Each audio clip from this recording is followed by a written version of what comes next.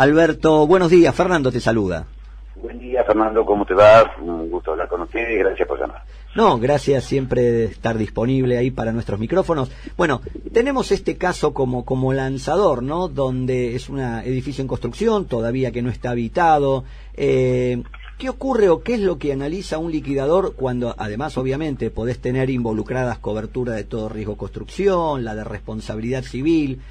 ¿Cuál es el primer análisis que se hace respecto a la posible causa de este siniestro?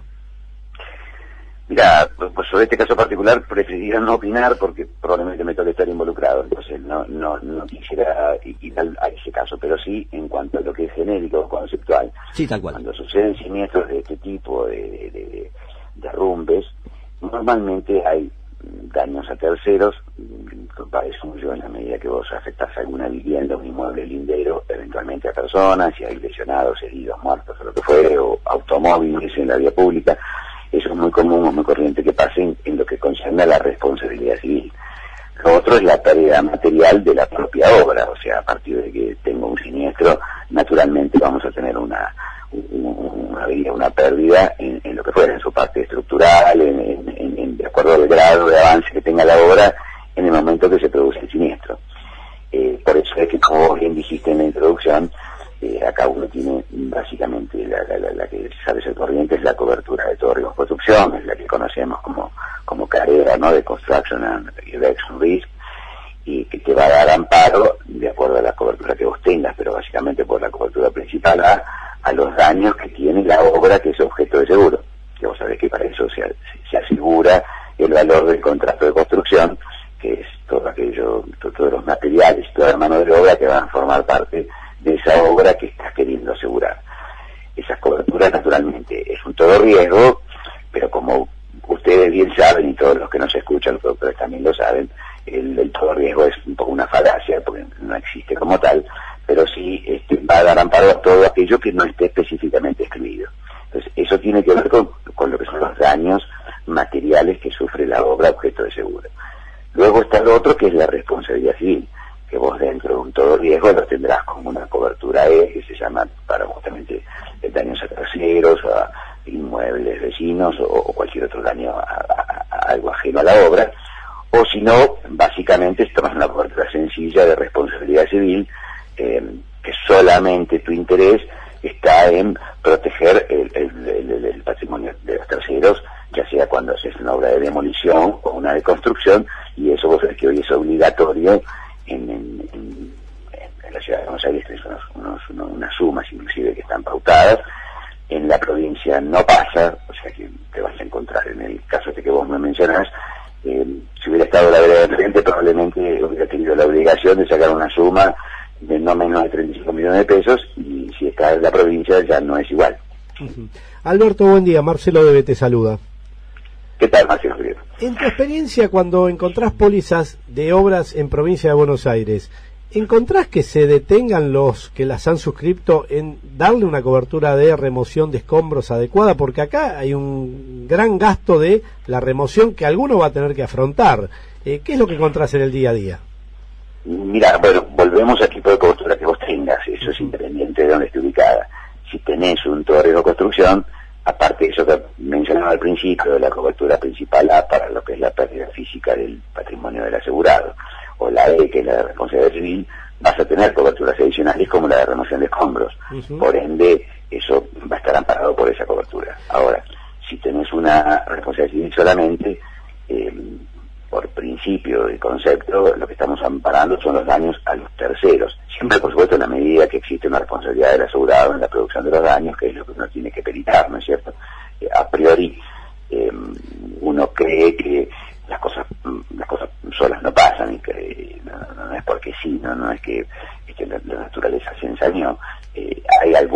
Normalmente hay alguna deficiencia, alguna falla que está relacionada generalmente con la ejecución de la obra, y entonces eso es lo que en principio da lugar al encuadre causístico del hecho, como para decir, bueno, avanzo sobre lo que son las pérdidas que puede haber en los terceros. Lo que vos me decís es un gasto que sí, que normalmente sucede, y esos escombros, hay dos tipos de escombros, llamamos nosotros, los que caen adentro de la obra y los que quedan afuera. Los que quedan dentro tienen que ver con que los vas a tener que remover para probablemente peritar y averiguar, indagar sobre cuál fue el origen que dio lugar a esto que pasara, que realmente está dentro de la obra. Entonces tenés que remocionarlos para determinar ese origen, como te menciono. Los otros son los que quedaron fuera, que son los de vía pública. Y ahí es donde, bueno, aparecen discusiones que normalmente nosotros tenemos que dialogar con nuestros mandantes para ver cómo tomamos esto, porque hay criterios a veces encontrados sobre si son gastos de salvamento, aunque yo los tengo que retirar porque a lo mejor tengo escombros sobre la casa de alguien o sobre vía pública, y con eso yo estoy eventualmente agravando el daño que se produjo con el siniestro. Si yo los dejo y permanecen, se me puede agravar esa pérdida que luego voy a tener que afrontar si me aparece el reclamo, y naturalmente hay que evaluarlo. Y hay otras circunstancias que están de la mano de las obligaciones que te imponen las autoridades municipales, porque si vos estás obstaculizando la vía pública, tú lo tenés que hacer. A veces lo hace o la Guardia de Auxilio si es en la ciudad, o la que fuere en algunas en un municipio provincial, pero alguien lo tiene que hacer y alguien se tiene que hacer cargo. Sí, ahí no tenemos duda que lo más probable, o sea, que sería común que aparezca o un municipio, el gobierno de la ciudad, si fuera el caso, que te mande la factura por el gasto de la topadora o de tener que remover eso, como también podría darse algún caso de afectación de las instalaciones subterráneas de servicios, que también son terceros damnificados.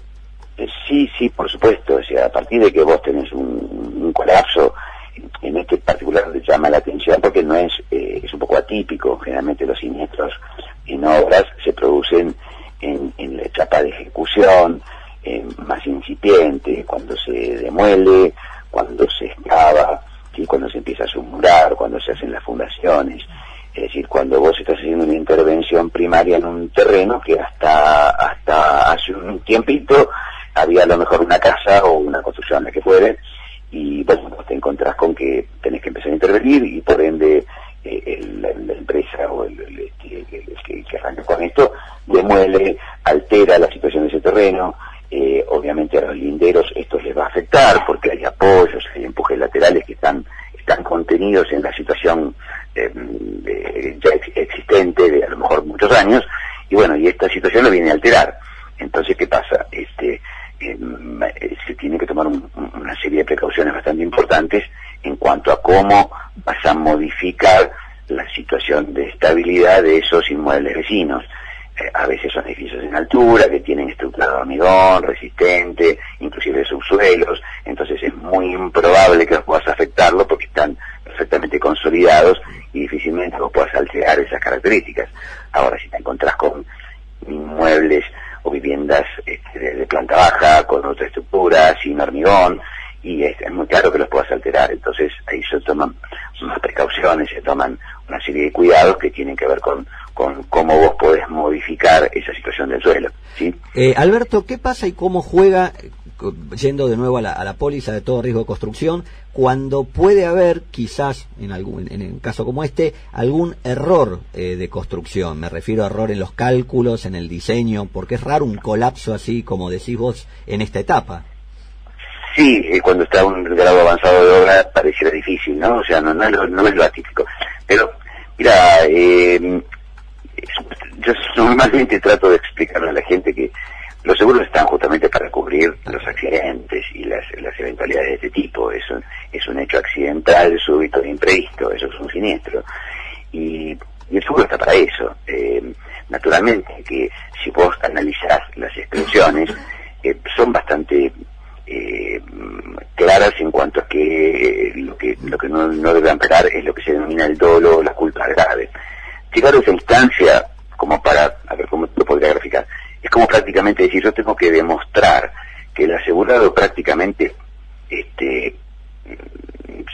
quiso provocar un daño, sí, o se descuidó de tal manera y lo hizo con una negligencia tal que no le interesó preservar el patrimonio o los bienes de los vecinos ni las vidas humanas, porque descansa en una póliza.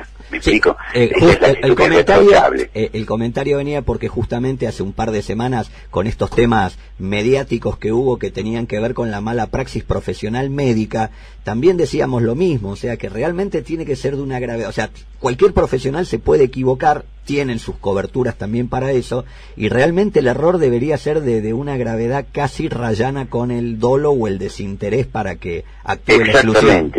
Exactamente, es lo que vos decís, Fernando, yo por lo menos a mí lo interpreto de ese modo, porque, o sea, ¿qué pasa? Cuando uno hace este tipo, estamos hablando de una obra de construcción donde hay una serie de reglamentaciones que cumplir, hay muchas normativas, los municipios te exigen que vos hagas estudios de suelos y que naturalmente tengas un cálculo estructural idóneo en acorde con la obra que vas a hacer.